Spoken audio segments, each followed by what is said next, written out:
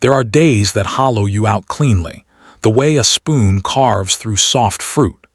The day of Daniel's wedding was one of those days, not because it ended badly, but because it ended exactly as it was always going to. Margaret had known something was wrong with the morning long before the first flower arrangement arrived. She stood at the kitchen window of the rented house, 4 blocks from the venue, close enough to walk, and watched the sky hold its gray without any intention of clearing. She poured her coffee. She did not drink it. She set it on the counter and went to dress herself in the navy blue gown that had taken 6 weeks and 3 fittings to complete. She had chosen navy deliberately. Not white, not ivory, those belonged to the bride. Not black, people would talk. Navy was dignified. Navy was a mother who understood her place. She had been understanding her place for 29 years, since the moment Daniel had been placed into her arms, and she had made a silent, absolute promise that she would never let him fall. She had kept that promise so thoroughly that she had never considered what it might cost him to always be caught. The morning before, Daniel had not called her the night before the wedding.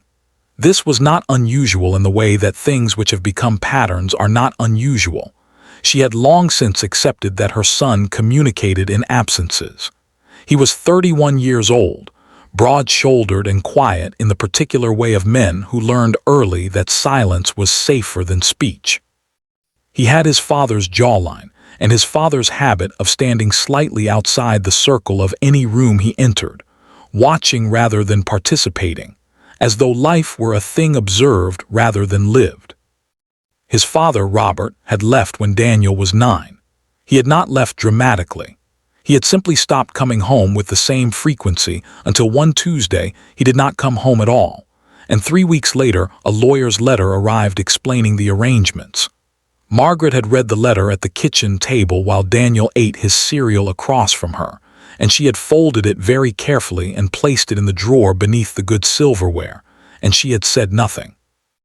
Daniel had watched her do this. He had gone on eating his cereal. That was how they had always been with each other, watching, not speaking the things that needed speaking.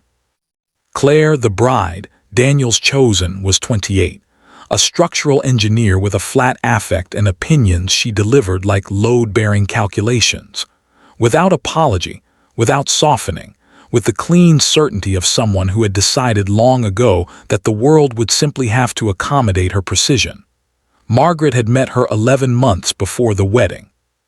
The meeting had been pleasant in the way that the first frost of autumn is pleasant, clear, sharp, and carrying within it the absolute promise of a harder season to come. She did not hate Claire. That would have required a warmth she could no longer locate in herself. She did not hate Claire. That would have required a warmth she could no longer locate in herself, at least not on the subject of her son's life being rearranged around another woman's architecture. What she felt for Claire was something colder and more durable, a recognition. She knew immediately that Claire saw her clearly, in the way that certain people can look at a structure and identify exactly where the load is distributed incorrectly, where the weight has been placed that will, over time and pressure, cause the whole thing to list and eventually fail. Claire had seen Margaret and understood. This woman has made her son into her reason. This will need to change. Margaret had understood that Claire had understood this. And so they had been perfectly pleasant to each other for 11 months, 2 women on opposite sides of the same wall, each pressing from her side with a patience that looked, from any distance, exactly like Grace. The venue. The wedding was held at an old estate house 40 minutes outside the city. The grounds were immaculate in the cheerless way of places maintained rather than loved grass cut to military precision. Rose beds arranged for visual effect rather than scent, gravel paths raked into submission. Margaret arrived an hour early, as she always arrived everywhere an hour early, and was directed by a young woman with a clipboard to a waiting room that smelled of old flowers and wood polish. She sat, she waited. She was good at waiting. She had been waiting in various configurations for most of her adult life. Daniel found her there 20 minutes before the ceremony. He was already dressed charcoal suit, no tie, the top button open in the way Claire had apparently insisted upon, which Margaret thought looked unfinished but did not say. He looked at her for a moment from the doorway. She looked back at him. Neither of them moved.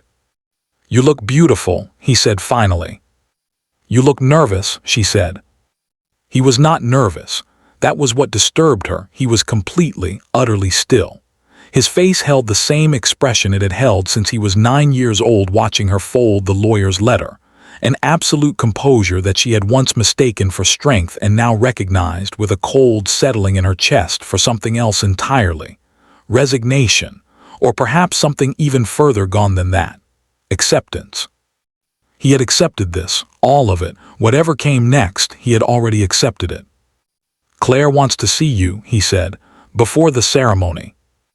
Margaret stood. She smoothed her navy gown. She followed her son down a corridor that smelled of stone and old money and something faintly chemical, like the preservative used on flowers that have already begun to die. The conversation. Claire was alone in the bridal suite. She was not yet dressed.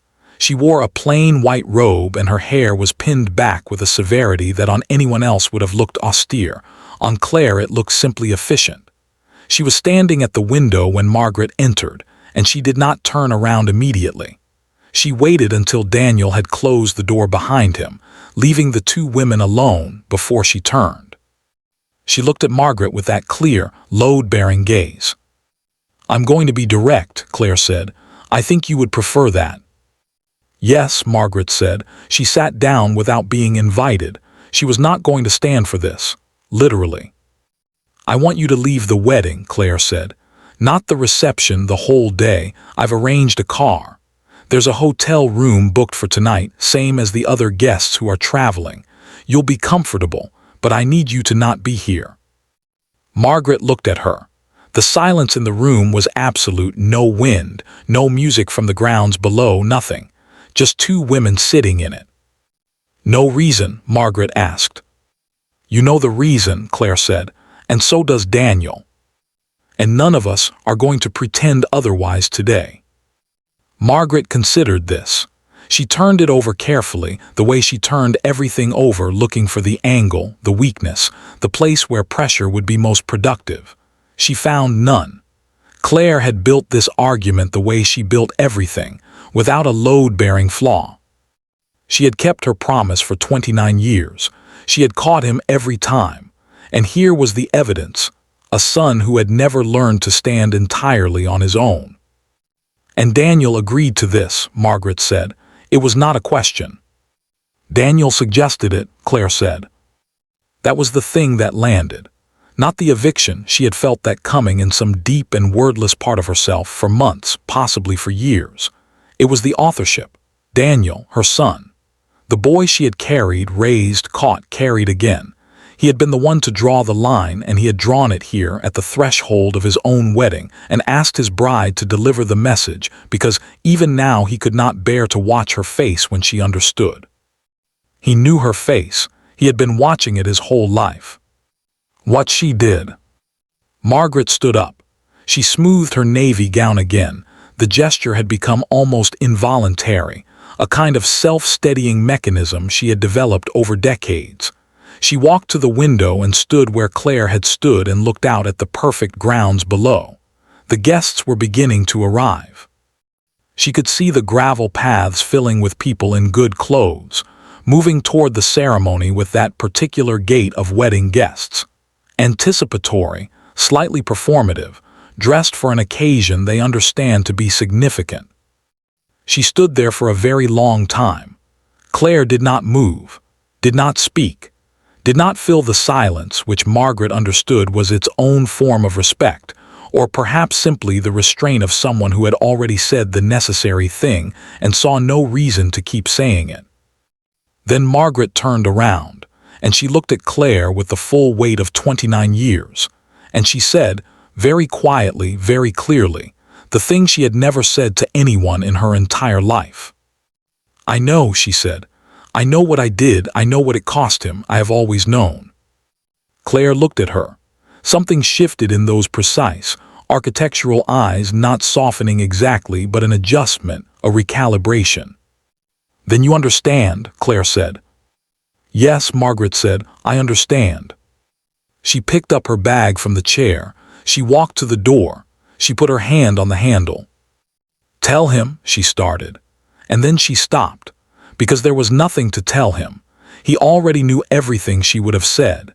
He had known it since he was 9 years old, watching her fold a piece of paper with a careful, terrible composure that she had taught him herself, without meaning to, by doing it first. She opened the door.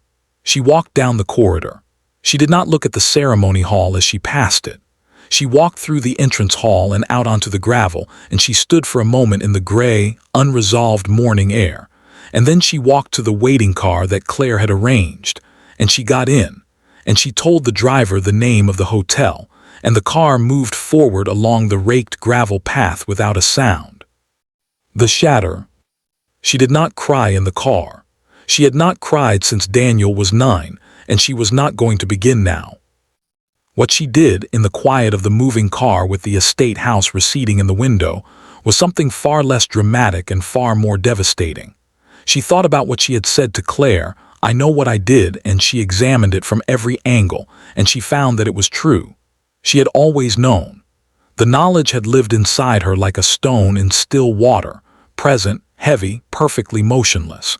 She had built her life around not disturbing it. Daniel had understood this before she had said it.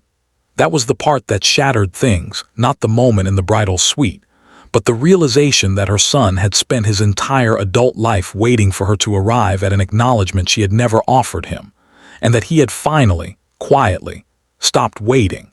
He had stopped waiting and chosen instead to build something new, with someone who could see the structure clearly, and was not afraid to say what needed reinforcing and what needed to come down. He had made his choice. Not against his mother, that was the cruelest part, the part she would turn over in the long months ahead. He had not chosen against her, he had simply chosen forward. And she, at last and far too late, had chosen to let him go. The hotel was clean and quiet and completely adequate. She sat in the room for a while and looked at the wall. Then she ordered food she did not eat and watched television. She did not register and eventually lay down in her good navy gown on top of the covers, and looked at the ceiling and thought about a boy of 9 eating cereal across a kitchen table, while his mother folded paper carefully and said nothing, nothing, nothing. Somewhere across the city, in a garden filled with perfect roses and raked gravel, and people dressed for significance, Daniel was getting married.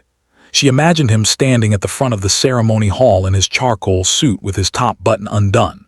She imagined the particular stillness of his face. She imagined, for the first time, that she was seeing it correctly, not as composure, not as resignation, but as something she had never allowed herself to assign to him before. Peace, he was at peace. She lay on the hotel bed in her navy gown and she thought, "I did that. Not the peace that was his, but I made it necessary. I made leaving necessary for arriving." That was the thing that shattered. Not a scene, not a confrontation, not a door slammed or words thrown across a white-walled room. Just a woman alone in a quiet hotel, finally understanding what her love had looked like from the outside. Finally understanding that the most devastating thing she could have given her son, the thing that would have changed everything, was not more catching. It was the willingness, years and years ago, to let him fall and to have trusted him to get back up. She had not trusted him. She had never trusted him. She had loved him with the kind of love that does not trust, and she had mistaken that for devotion, and he had grown up under it and into it and finally out from under it, slowly, quietly, the way living things eventually grow toward whatever light they can find. She turned off the lamp beside the bed.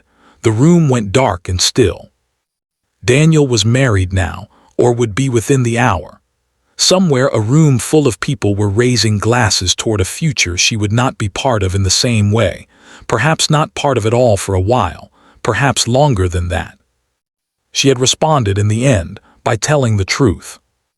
And the truth had shattered everything, not the wedding, not Daniel, not even Claire, who had only ever been the instrument of a demolition that had always been coming. It had shattered Margaret, just Margaret, quietly, completely, and long overdue. She lay in the dark and breathed in and out, and she did not cry, and she did not sleep, and she did not reach for her phone. She simply lay there in the wreckage of the understanding she had finally allowed herself to have, and she waited not for Daniel, not for anyone, for morning to come and find her still intact enough to begin.